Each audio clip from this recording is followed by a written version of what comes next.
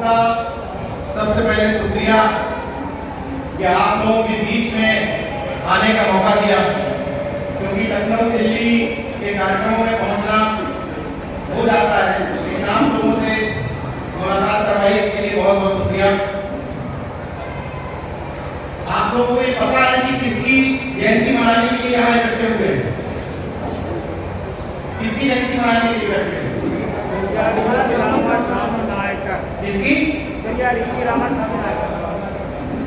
और पेरियार रामास्वामी नायकर को हम याद क्यों कर रहे हैं? वो कौन सा मूल विचार था जिसकी वजह से पेरियार रामास्वामी नायकर ने तमिलनाडु में जन्म लिया? जिस जगह पर आप बैठे हो वहां का कोई व्यक्ति तमिलनाडु नहीं गया होगा, कोई है? कोई नहीं गया, लेकिन तमिलनाडु में जन्म लिए एक व्यक्ति की जयंती आज यहाँ लखीमपुर के बैगनगंज कस्बे में मन रही है। उसकी वजह क्या है? एक मूल वजह है। मूल वजह ये है कि पेरियार ने आप सभी लोगों को, हम सभी लोगों को उस मानसिक गुलामी से निकालने की कोशिश नहीं की जिससे हम अभी तक नहीं निकल पा रहे। कोशिश उस समय की जयंती हम मना रहे हैं लेकिन निकल नहीं पा रहे। वो पेरियार रामास्वामी नायकर जिन्होंने कहा था कि धर्म को धूर्तों ने बनाया, और से सुनिएगा, पेरियार रामास्वामी नायकर ने कहा था कि धर्म को धूर्तों ने बनाया, गुंडों ने लागू करवाया और मूर्ख उसे चला रहे हैं, उसे मान रहे हैं। अब आप कौन सी कैटेगरी में है वो आप समझिए। और इसीलिए उनको से एक अनुरोध कर लेता हूं कि कम से कम महापुरुष, किस महापुरुष की जयंती है उस हिसाब से काफी चीजें तय करनी चाहिए। पेरियार रामास्वामी नायकर की जयंती है, बाबा साहब की जयंती है, रामस्वरूप वर्मा जी की जयंती है, या पेरियार नलई की जयंती है, जगदेव बाबू की जयंती है, या संत रामप्रिय प्रजापति की जयंती है, या शिवदयाल चौरसिया जी की जयंती। वो महापुरुष जिनकी ईश्वर से बनती नहीं, जिनके ईश्वर से संबंध ठीक नहीं थे, वो लोग जो ईश्वर का अस्तित्व नहीं मानते थे, उनकी जयंती पर हाथ जोड़ के निवेदन कर रहा हूं आयोजकों से, ऐसे महापुरुषों की जयंतियों पर लाल धागे वाले को मंच मत दीजिए। आपके क्षेत्र में संबंध किसी से बन रहे हो बिगड़ रहे, कोई आपके क्षेत्र में कितना भी बड़ा लोग हो, लेकिन ये कार्यक्रम के हिसाब से तो तय नहीं हो रहे हैं। नहीं तो यहाँ हम नहीं बोल रहे होते, कोई विधायक मंत्री बोल रहे होते, तो आपने हमें बुलाया विचार की वजह से, तो कार्यक्रम भी करिए विचार की वजह से। कोई कितना भी नाराज हो जाए, नीचे कोई भी पाखंडी बैठ सकता है, मगर मंच पर पेरियार रामास्वामी नायकर की जयंती पर पाखंडी नहीं होना चाहिए। मंच पर इन महापुरुषों की जयंती पर शर्मिंदगी हो रही थी, मुझे महसूस, माफी चाहता हूं, मुझे शर्मिंदगी हो रही थी कि पेरियार जैसे ऐसे व्यक्ति के वो किस लेवल के तर्कवादी थे आपको पता है। वो इस लेवल के नाम लिखते मैं यहाँ सुन ले, जरा सा अगर किसी ने कह दिया कि उल्टा सीधा नाम तो हो सकता है कि रास्ते में एक्सीडेंट ना हो जाए, तो मैं इस मंच से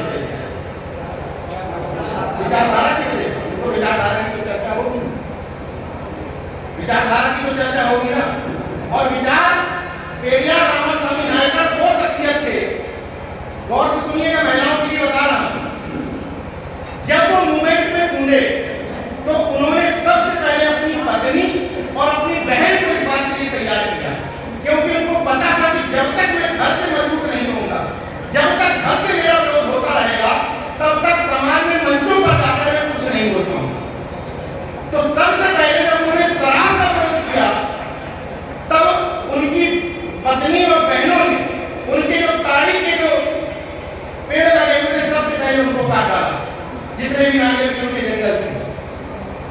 क्योंकि मंच से बोलने से पहले आदमी को अपनी तरफ उंगली करके देखना चाहिए कि मैं मंचों से जो कह रहा हूं उस बात में मैं खून कितना खराब कर रहा हूं। अभी प्रदीप वर्मा जी मेरे बड़े भाई हैं, हम लोगों के बीच में डीलिंग रहती है, हमारी तारीफ कर दीजिएगा। तो प्रदीप भैया अभी मुझसे कह रहे थे कि आप जितनी जगह पर मंचों पर जाते हो आपको ये समझ में आ रहा है कि इतना मंच सजता है, इतनी भीड़ जुटती है, फिर परिवर्तन उस रेशियो में क्यों नहीं हो रहा? परिवर्तन उस रेशियो में इसलिए नहीं हो रहा क्योंकि जो भाषणवीर हैं हमारे जैसे वो खुद को नहीं बदलना चाहते। वो चाहते हैं कि सामने वाले पर उंगली उठाओ, आरएसएस को गाली दो, बीजेपी को गाली दो, मनुवाद को गाली दो, तो मजा आता है, ताली बनती है। लेकिन जब खुद से पूछो कि भाई तुम किस व्यवस्था के शिकार हो, जिस ब्राह्मणी व्यवस्था की वजह से तुम्हारा शोषण हो रहा है, क्या तुमने वो व्यवस्था छोड़ी? यहाँ जितने भी लोग बैठे हैं उन सब लोगों को लगता होगा कि वो जातिवाद का दर्द देख रहे हैं, लगता है। तो फिर कितने लोगों ने जाति से हटके शादी की? किसी ने? एक व्यक्ति ने, 2 ने, 3 ने, 4 ने, 5 लोग ने। 5 लोग आते हैं। 5 लोग यहाँ ऐसे हैं जिन लोगों ने जाति से हटकर शादियां की। तो फिर आपके यहाँ आप अपनी जाति में ही शादी करेंगे, ये कहने कोई आरएसएस का आदमी है क्या? आपको बता दें, क्या कोई बीजेपी का नेता है तो आपसे कहने की जाति में ही शादी करें? ये आपकी अपनी धारणा है।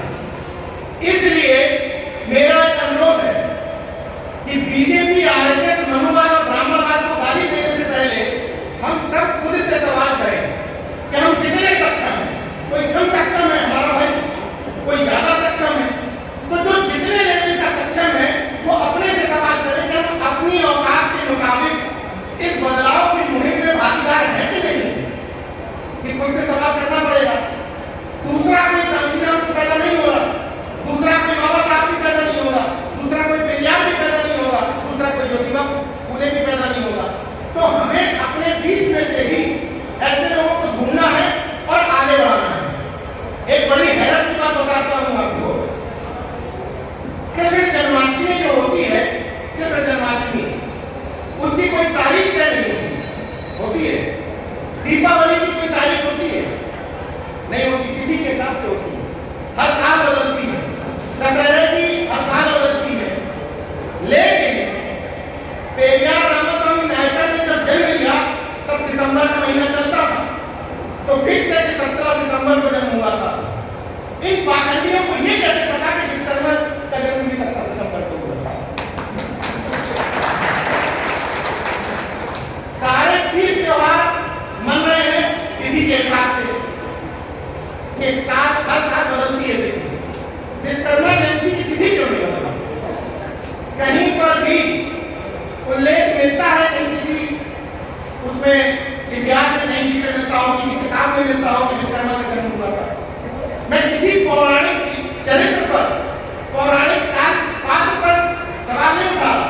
मैं ये कह रहा हूं कि सोचिए किस लेवल की साजिश आप लोगों के साथ की जाती है कि पता है कि पेरियार रामास्वामी नायकर वो शख्सियत थे जो जिन्होंने तमिलनाडु में ईश्वर की मूर्तियों को तोड़ा ही था, जूतों की माला पहनाई थी। और ये पूरे आधिकारिक तौर पर कह रहा हूं, जिसको भी रिकॉर्ड कर रहा हूं कर ले, क्योंकि पेरियार ने ऐसा किया था, ये किताबों में लिखा। जूतों की माला पहनाई थी, इसके बावजूद पेरियार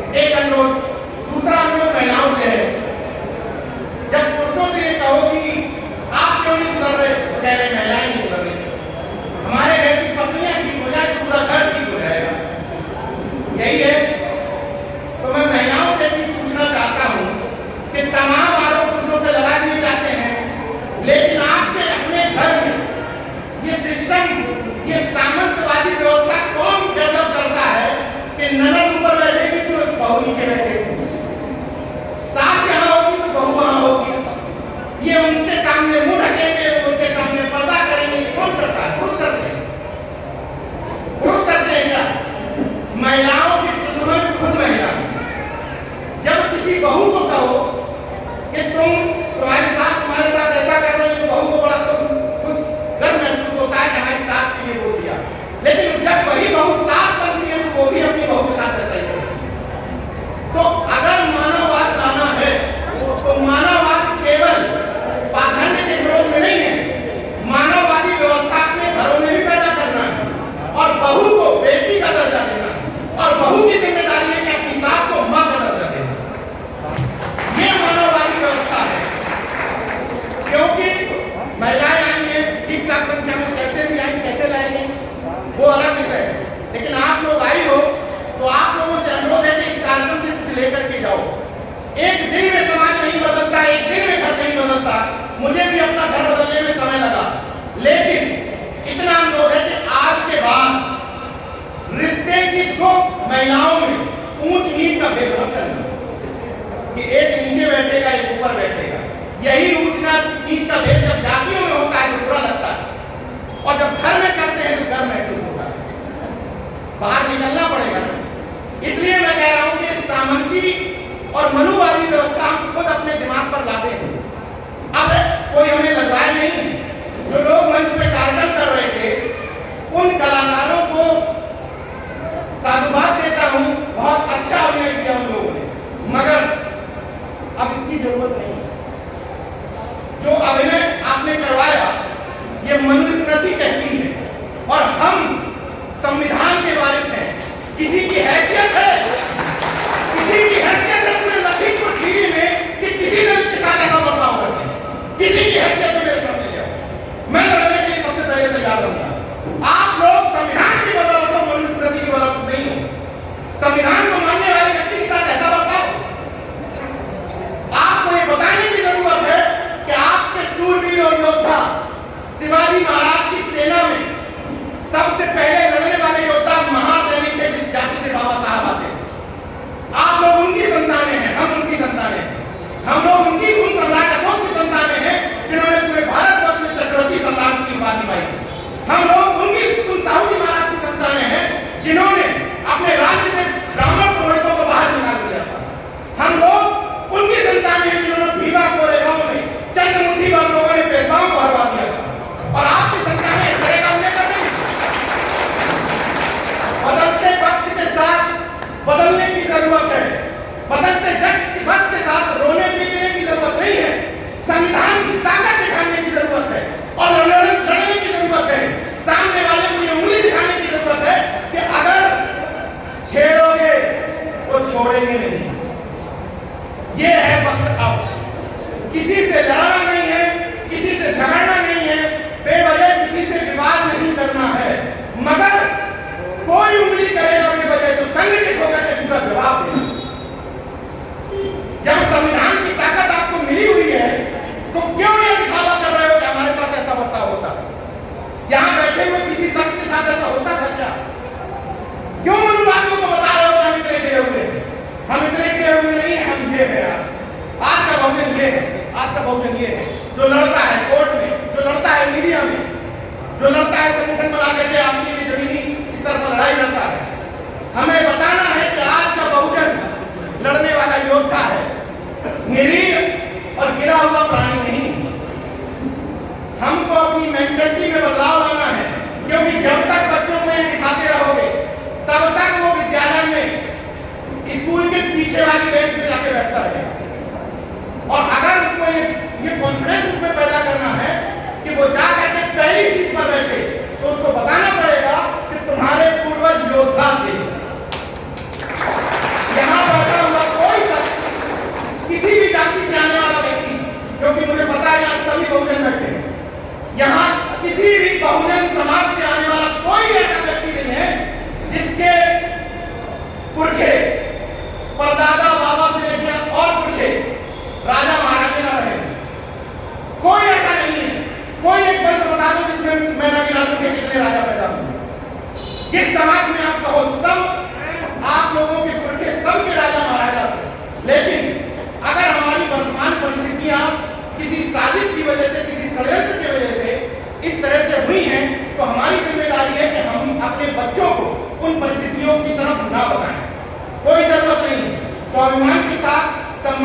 साथ आत्मसम्मान के साथ जीना सिखाएं। क्यों? जिन पेरियार रामास्वामी नायकर की आप जयंती मना रहे हैं, उन पेरियार रामास्वामी नायकर ने पता कौन सा आंदोलन चलाया था? आत्मसम्मान आंदोलन। उन्होंने कहा था कि मैं आत्मसम्मान से जीना सिखाना चाहता हूं। और वो पेरियार रामास्वामी नायकर से केवल एक बात सीखने की जरूरत नहीं। केरल में जगह है त्रावणकोर। जब वहां के राजा ने केरल के दलित समाज के लोगों को ये मना कर दिया कि जहां मेरा मंदिर है, जहां मैं पूजा करने जाता हूं, राजा पूजा करना चाहता है, वहां दलित समाज का कोई व्यक्ति उस रास्ते से न गुजरे, तो पेरियार रामास्वामी नायकर अच्छे घर से थे, उस ऐसी कम्युनिटी में जन्म भी नहीं लिया था। इसके बावजूद उस समय कांग्रेस के अध्यक्ष हुआ करते थे तमिलनाडु के। कांग्रेस प्रदेश अध्यक्ष पद से इस्तीफा लेकर के वो लड़ाई करते थे। वो पेरियार रामास्वामी नायकर की हम जयंती मना रहे हैं। मतलब उस पेरियार रामास्वामी नायकर में जितना पाखंड और विश्वास का विरोध था, उतनी ही त्याग की भावना भी थी।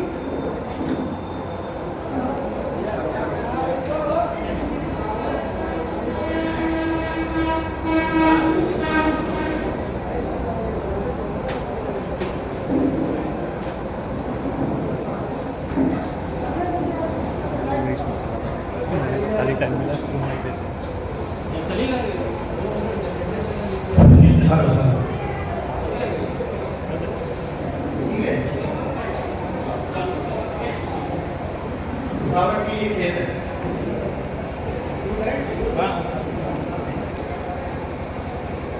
पितृपक्ष चल रहे थे, अभी बता रहा था। पितृपक्ष चल रहे हमें पता नहीं था उस सिस्टम से तो किसी ने जिक्र किया, तो एक चीज पूछना चाहता हूँ विद्वान मनीषियों से और जन्म के आधार पर श्रेष्ठ हुए लोगों से कि अगर बगल में किसी के खेत है, तरह के बगल में किसी है, किसी के खेत है, किसी का खेत है तरह के बगल में, किसी का नहीं, आस पास किसी का गाँव हो तो 3 किलोमीटर में है गाँव है, कितने किलोमीटर में है? 2 किलोमीटर। तो जब पितृ पूजने हो तो यहीं से पानी डाल दो, पितृ वहां पहुंच जाएंगे 1.5 किलोमीटर। नहीं पूजेंगे, 1.5 किलोमीटर दूर के नहीं पूजेंगे। धरती पर पानी डालने पर आसमान की कैसे पूछ जाएंगे? मतलब यहाँ पानी डालोगे, वहां 1.5 किलोमीटर दूर पूछे तब लोग कहीं पर कहीं जलाए गए होंगे 1.5 किलोमीटर दूर पे, तो 1.5 किलोमीटर दूरी में नहीं पूछ रहे हैं। और यहाँ कितने प्रकाश वर्ष की दूरी है धरती और आसमान में? धरती पर पानी डलवाते हैं, कहते हैं आसमान में पूछ रहे हैं। गजब खेल है। तो खेल सिर्फ एक बात का है, मैं उनकी गलती कतई नहीं मानता, उनका धंधा है, उनको आपको मूर्ख बनाना है, लेकिन आप जब तक मूर्ख बनने के लिए तैयार हो तब तक उनका धंधा उसमें टिका है।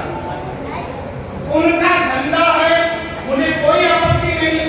मुझे आपत्ति इस बात की है कि कोई कथावाचक, कुछ महिलाएं कथा सुनने जाती हैं, कोई नहीं जाती, एक भी नहीं जाती, एक भी नहीं जाती, कुछ जाती है, कुछ जाती है, ठीक है, कोई बात नहीं।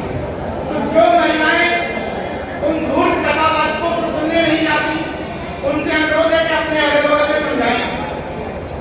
कथावाचक को सुनना केवल पाखंड की बात नहीं है, मेरे घर की बेटियों के मान सम्मान और इज्जत की भी बात है। ध्यान से सुनिएगा, कथावाचकों का विरोध केवल पाखंड का विरोध नहीं है, कथावाचकों का विरोध केवल जाति का विरोध नहीं है।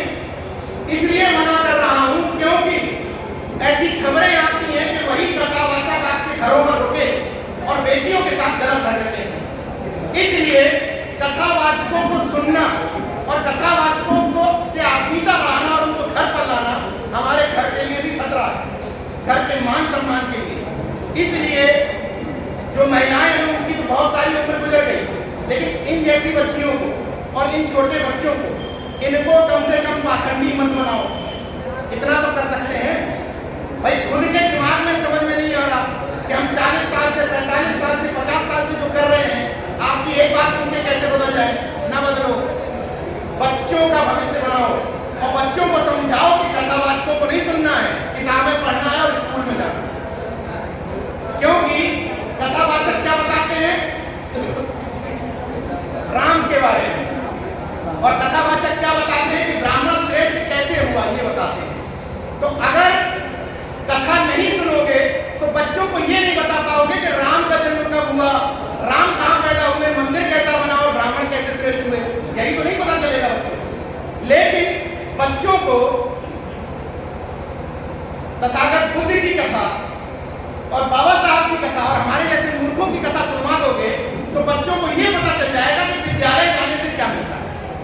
अब तय आप लोगों को करना है, अब आप लोगों को यह तय करना है कि कथा सुनवा करके घंटा बजवाना है और या हमारे जैसे मूर्खों को सुनवा करके बाबा साहब को पढ़ा करके डीएम और एसपी बनवाना है। आप लोग क्या करेंगे? इस मंच पर एक बात के लिए धन्यवाद देता हूं आयोजकों को कि आपने बहुत रुचियों को भी यहाँ पर बैठाना है, उनको स्पेस दिया। इस बात के लिए आपको धन्यवाद देता हूँ कि आपने पत्रकारों को मंच पे जगह दी। इस बात के लिए भी धन्यवाद देता हूँ कि आपने वकीलों को मंच पे जगह दी और सामाजिक कार्यकर्ताओं को। एक अनुरोध आप लोगों से कर लेता हूँ, आयोजकों से और आप लोगों से, कोई भी किसी की भी तरफ जब हसरत भरी निगाहों से देखोगे, चाहे वो ओबीसी समाज का नेता हो चाहे एसटी समाज का नेता, किसी की भी तरफ हसरत भरी निगाहों से देखोगे, वो पता चला कुछ देर में स्पून लिए हुए दिखाई देगा, कोई फरसा लिए हुए दिखाई देगा। तो उन पे उम्मीद ना करो, खुद पे उम्मीद करो और मैगलगंज कस्बे में एक टीम तैयार करो जिस टीम में वो लोग हों जिनका मकसद कभी चुनाव लड़ना ना हो। क्योंकि कभी ना कभी चुनाव लड़ने वाला व्यक्ति कभी ना कभी फिसलता है। ये नहीं कह रहा हूं कि हर व्यक्ति फिसलता है, लेकिन कभी ना कभी फिसलता है। इसलिए ऐसे लोगों की टीम बनाओ जिनका मकसद किसी भी तरह का चुनाव लड़ना ना हो, और उस टीम में पत्रकार, लोकल के वकील, सामाजिक कार्यकर्ता और वो लड़के जिन लड़कों को आप कहते हो कि फर्जी घूमते रहते हैं, फर्जी लखनऊ जाता रहता है, फर्जी नेताओं से मिलता रहता है, उनसे मिलता रहता है, वो लड़का जो फर्जी घूमता है वो आपके लिए फुल टाइमर का काम कर सकता है। उसकी दिशा सही तरफ मोड़ने की जरूरत है। उसको फर्जी कहने से और उसका ध्यान भटकेगा।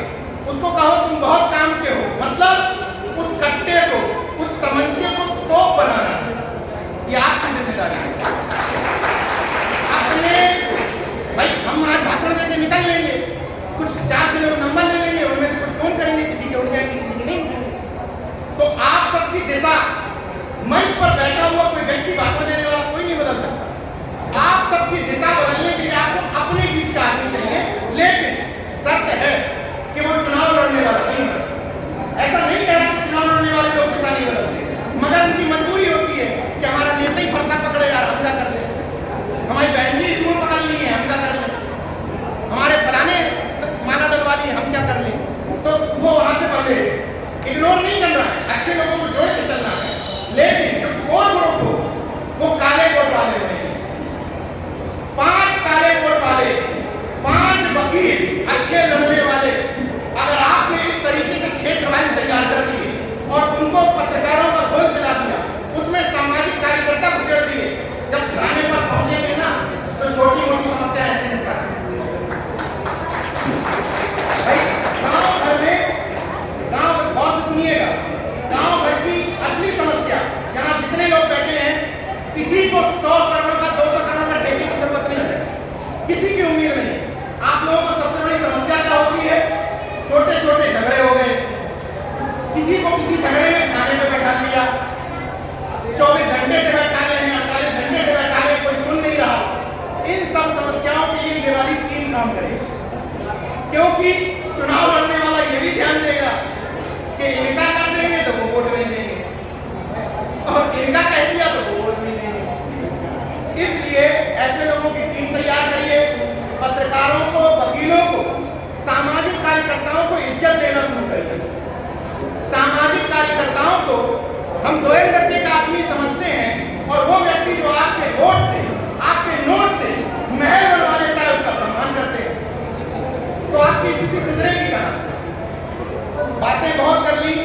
एक अंतिम उदाहरण के साथ अपनी बात खत्म करूंगा कि आप जैसे लोग बैठे हैं ना, उसी तरह के गांव में 4-5 लड़के आपस में खेल रहे थे और खेल में एक गधा मर गया।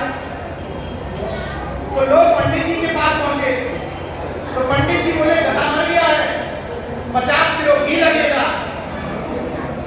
हवन होगा, 250 लोगों को भोजन कराना पड़ेगा। उसी बीच में एक लड़का बोला पंडित जी के कान में, पंडित जी उन 5 लड़कों में आपका बेटा संतोष भी था। तो पंडित जी बोले 4-5 लड़कन में एक संतोष और गधा का मारने में कौन ना दोष। तो जब किसी की जन्मपत्री मिलवाने का जो खेल है, जब मेरी शादी के लिए बात आई कि जन्मपत्री मिलवानी है, तो मैंने कहा सर पंडितों का रेट अपने अपने हिसाब से तय होता ना। मैंने कहा बताओ 500 रुपये और ज़्यादा ज़्यादा 1000 रुपये, इस रेट में जिस भी तुम प्रकांड विद्वान सिखाओगे उससे मिलवा लो। तो जब रेट के हिसाब से तय होता है तो भाई मिलवाना ही क्यों है। 5 मिनट का समय एक बात और बता दूं, अपने जीवन से जुड़ी हुई बात बताऊं तो शायद आपको लगेगा कि इतनी देर से बातें फेंक रहा हूं, सही बोल रहा हूं। जब मेरी शादी की बात आई तो मेरी पत्नी के पिता ने कहा कि तारीख मिलवानी है। 9 ब्राह्मणवाद बता रहा हूं कि हम लोगों ने 9 ब्राह्मणवाद कैसे अपनाया। उन्होंने कहा तारीख मिलवानी है, लेकिन हम आपके विचार जानते हैं, इसलिए हम किसी ब्राह्मण से नहीं ओबीसी समाज के पंडित से मिलवाना चाहते हैं। ये 9 ब्राह्मणवाद कि हम धागा ब्राह्मण से नहीं बनवाते, लेकिन जाति वाले से बनवा लेते हैं, ये 9 ब्राह्मणवाद है। तो मैंने उनसे कहा कि अगर पंडित जी जो डेट निकाल रहे हैं, अगर कोई पंडित जी तक आवाज पहुंच रही हो, नहीं हो रहा हो, भावनाएं बाहर हो रही, तो उनसे कहना चाहता हूं कि अगर कोई पंडित डेट निकाल करके ये दावा करे 10 रुपए के स्टाम्प पेपर पर कि मेरी बताई हुई डेट में शादी की जाएगी तो जीवन भर सफल रहेगी, और शादी में अगर व्यवधान होता है तो मैं उसके लिए उत्तरदायी होगा। अगर कोई पंडित डेट निकालते हुए 10 रुपए के स्टाम्प पेपर पर लिख कर दे दे तो निकलवा लो।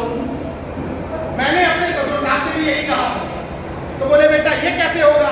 तो हमने कहा एक काम करो, पिताजी बैठे हैं, हम बैठे हैं, 100 रुपए के स्टाम्प पेपर पर हमसे लिखवा लो कि हमारी बताई हुई डेट में शादी करोगे तो बेटी जीवन भर सब सुखी रहेगी। तो बात समझ में आ गई, बात समझ में आ गई, खुशी भी है। और देखो हैरत की बात देखो कि शादी को तकरीबन 4 साल हो गए, पत्नी करवा चौथ व्रत भी नहीं रहती, लेकिन हम जीवित हैं।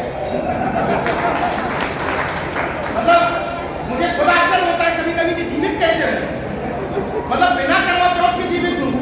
और वो एक होता है तीज व्रत, किसके लिए होता है? तीज लड़के के लिए होता है, पति के लिए होता है। एक तीज टाइप का जो व्रत होता है किसी के लिए, वो भी नहीं रहा जाता, फिर भी सब ठीक है। बेटे का नाम है कबीर, मेरे बेटे का नाम है कबीर, और बचपन से ना उसको हाय पहनाई है, ना गजरौटा लगाया है, ना काला धागा बांधा है। लेकिन महिलाएं सुन ले, मेरे बेटे को अभी तक 3 साल का होने वाला है, 3 साल के मेरे बेटे को आज तक नजर नहीं है, बिना चाकू डाले, बिना हाय पहने, बिना काला धागा पहने, बिना कहीं की मन्नत मांगे, हाय नहीं लगी उसको। तो यानी कि इस तरह से भी सिस्टम चल सकता है। और कोई अपने बेटे के लिए नहीं कहेगा इस तरह की बात, तो मन से कह रहा हूं कि किसी भी बड़े तांत्रिक में देख के हिम्मत हो मेरे बेटे को नजर लगा के दिखा। चैलेंज दे रहा हूं, चुनौती दे रहा हूं। क्यों इतने कॉन्फिडेंस से क्यों कहता हूं? इसलिए कहता हूं क्योंकि मैंने पेरियार रामास्वामी नायकर को ढंग से पढ़ा, ढंग से समझा, रटा नहीं है। पहेलिया आएगा, झोली वाला बाबा आएगा, जुमले सुनाएगा, हमको बताएगा, लेकिन हम फंसेंगे नहीं। और चुनाव का समय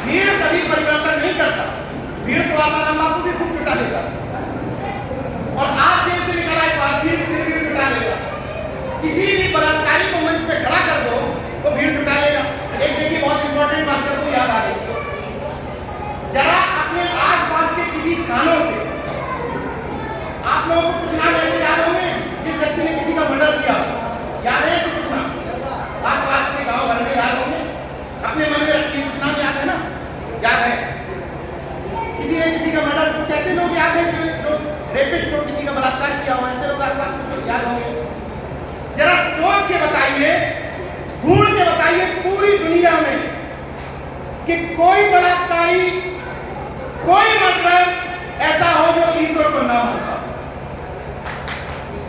है कोई ऐसा? यानी कि उसका क्या मतलब समझे आप, समझो। मैं सिर्फ इतना बता रहा हूं कि ईश्वर को न मानने वाला व्यक्ति मेरी तरह तर्कवादी होता है, आचरण का पवित्र होता है, ईमानदार होता है। और ईश्वर को मानने वाले व्यक्ति कैसे होते हैं, आपके सामने उदाहरण भाई। अगर गलत बोल रहा हूं तो अभी मुझे टोक दीजिए। एक कोई रेपिस्ट बता दो जो ईश्वर को न मानता हो, चाहे हिंदू हो चाहे मुस्लिम। एक कोई रेपिस्ट बता दो। कोई ट्रक वाले जब पकड़ते हैं तो किसी का ट्रक बता दो जिसके में अल्लाह की तस्वीर या किसी ईश्वर की तस्वीर न बनी रहे। जब ईश्वर का इतना खौफ है तो करते क्यों? मैं नास्तिक हूं, मैं चूहे को गणेश का वाहन नहीं मानता, लेकिन मैं घर में चूहा मार दवा नहीं रखता। गौर से सुनिएगा, जो लोग चूहे को गणेश का वाहन मानते हैं वो अपने घर में चूहा मार दवा रखते हैं, और मैं चूहे को चूहा मानता हूं, उसके बाद भी उसके लिए चूहा दानी रखता हूं। क्यों? क्योंकि मैं मानववादी हूं, मैं किसी के मारने में भरोसा नहीं रखता। अंदर समझिए। तो फिर तुम्हारे धार्मिक होने में और हमारे नास्तिक होने में अंतर कहां? हम तुमसे ज्यादा धर्म को मानने वाले लोग, हम तुमसे ज्यादा आचरण की पवित्रता रखने वाले लोग हैं, अपने कर्तव्य का बोध करने वाले लोग हैं, पिछड़े दलितों के लिए लड़ने वाले लोग हैं। बहुत धैर्य से आप लोगों ने सुना। एक अंतिम बात के साथ अपनी बात खत्म करूंगा। एक अंतिम बात के साथ अपनी बात खत्म कर देता हूं। मजा आ रहा सुनने में कि नहीं? लेकिन मजा नहीं आना चाहिए, कचोटना चाहिए अंदर से, क्योंकि आपको खुश करना मेरा मकसद नहीं है। मकसद ये है कि इसमें कुछ लोग बदले, कुछ लोग तो ऐसे हों जो ये कहें कि नहीं, इन कार्यक्रमों के बदलाव की मुहिम में हम भी अब भागीदार हो चुके हैं। क्योंकि जयंतियां अमूमन बनती रहती हैं, जयंतियों की संख्या बढ़ती जा रही है, मूवमेंट घटता जा रहा है। तो जयंतियों को जाति के आधार पर न बनाए, और जो व्यक्ति जिस जाति का हो और जागरूक हो चुका हो, उसकी पहली जिम्मेदारी है कि अपनी जाति के जातिवाद को सबसे पहले उतार दें। उसकी पहली जिम्मेदारी है कि पहले खुद के, फिर अपनी जाति के जातिवाद के खिलाफ सबसे पहले मुहिम चलानी। एक उदाहरण दे देता हूं आप लोगों को। जितने लोग यहाँ बैठे हैं, इतने लोगों में कितने लोगों का मकान बनवाने में गधे का उपयोग हुआ? बोझा ढोने में गधे का यूज हुआ? किसी का मकान बनवाने में? बोझा ढोने में? किसी का नहीं हुआ। आपका मकान बनवाने में गधे से बोझा ढो जाते हैं, और किसी का गधे का कोई उपयोग है आपके जीवन में? गधा पूरे जीवन में कभी उपयोग में आया आप लोगों के?